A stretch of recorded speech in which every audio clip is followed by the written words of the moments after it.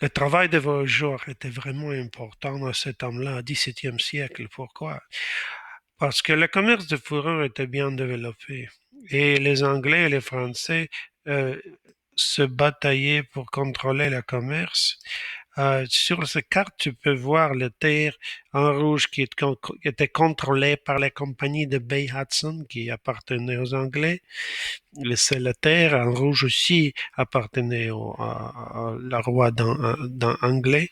Et la terre orange, c'était la Nouvelle-France et c'était contrôlé par les compagnies de Nord-Ouest.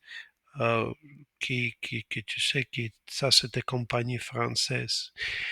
Les terres qui c'est marqué ici avec les lignes rouges et blancs, ça c'est les terres disputées. Et les Français et les Anglais se bataillaient beaucoup pour contrôler le commerce de fourrure sur les terres. Et il faut dire que les Anglais et les Français n'étaient pas de bons amis. Et il y avait beaucoup de guerres et petits conflits.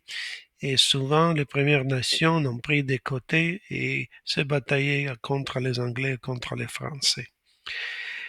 Les compagnies des Nord-Ouest, ils ont dû embaucher euh, des gens vraiment braves, les gens qui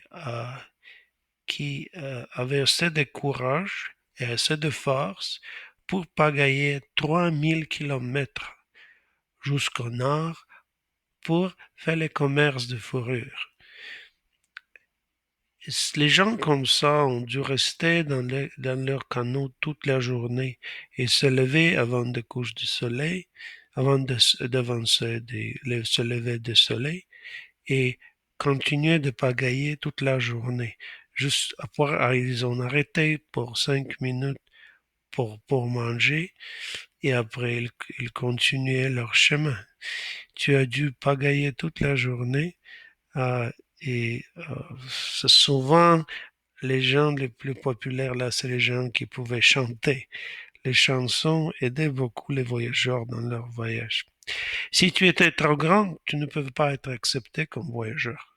Parce que si tu es trop grand, tes jambes sont trop longues et tu ne peux pas, il n'y a pas l'espace pour toi dans le canot. Ah, et c'est souvent très dangereux de pagayer. L'eau n'est pas toujours, euh, n'est pas toujours calme. Les œufs vifs, les chutes de l'eau, les rapides. Donc, il faudrait être vraiment brave et travailler bien avec ton pagaille pour être un voyageur. Et d'habitude, elles ont porté les chapeaux, les chemises de laine et les écharpes. L'écharpe s'appelle les ceintures fléchées autour de leur dos parce qu'ils ont dû asseoir pour toute la journée. Et si tu t'assois toute la journée, souvent dans l'eau froide, tu peux avoir des problèmes avec les dos. C'est pourquoi ils ont porté ces grandes ceintures pour supporter. Et ceinture fléchée est devenue une des symboles des voyageurs. Euh, pour voyager, ils ont dû prendre les chemins de Québec. Ils ont commencé à la ville de Québec et ils sont allés au Fort William. À Fort William, un autre groupe de voyageurs est échangé et ils sont allés au nord pour faire du commerce de fourrure. Euh, Fort William était la place de grande rencontre de deux groupes de voyageurs et s'est appelé Grand Portage.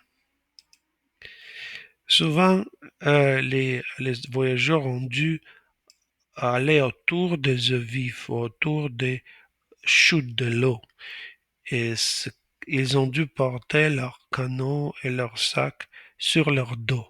Et ça, c'est appelé partage. Tu connais peut-être ce mot si tu as jamais allé en voyage en kayak, en canot, tu as dû faire des portages entre deux lacs. Et ça, c'est pas facile. Mais les voyageurs ont dû porter tous les marchandises sur leur tête, sur leur dos. Chaque sac de marchandises pesait 40 kilogrammes et chaque homme, et seulement les hommes qui ont pu devenir des voyageurs, ont dû porter deux sacs comme ça, donc 80 kilogrammes sur ta tête. Ça, c'est pas rien. Et c'était dangereux et c'était très difficile. Voici, si tu vois les images qui montrent les voyageurs qui se préparent pour, euh, faire le camp pour la nuit. Bien sûr, ils n'ont pas eu des tentes ou euh, des autres choses modernes qu'on utilise.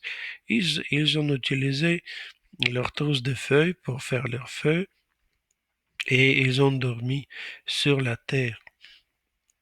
Euh, Comme nourriture, ils ont mangé le riz sauvage, mangé du maïs, ou parfois ils ont mangé des pemmican. C'est euh,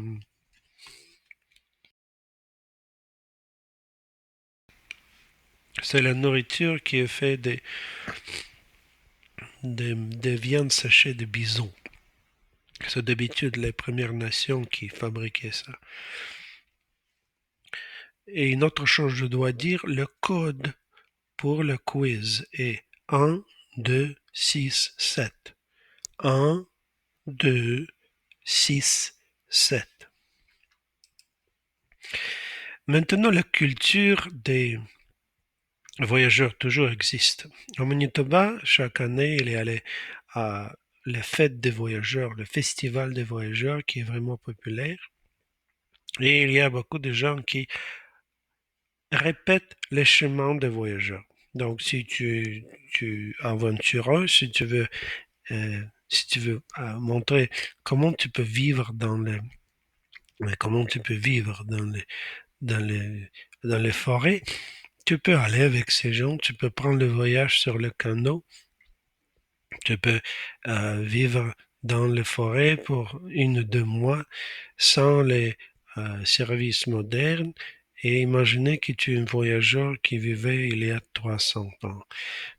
Doit être vraiment amusant, je n'ai jamais essayé, mais peut-être si tu veux le faire un jour, ça sera vraiment intéressant. Très bien, maintenant, tu dois lire le texte et tu dois faire le quiz. Bonne chance.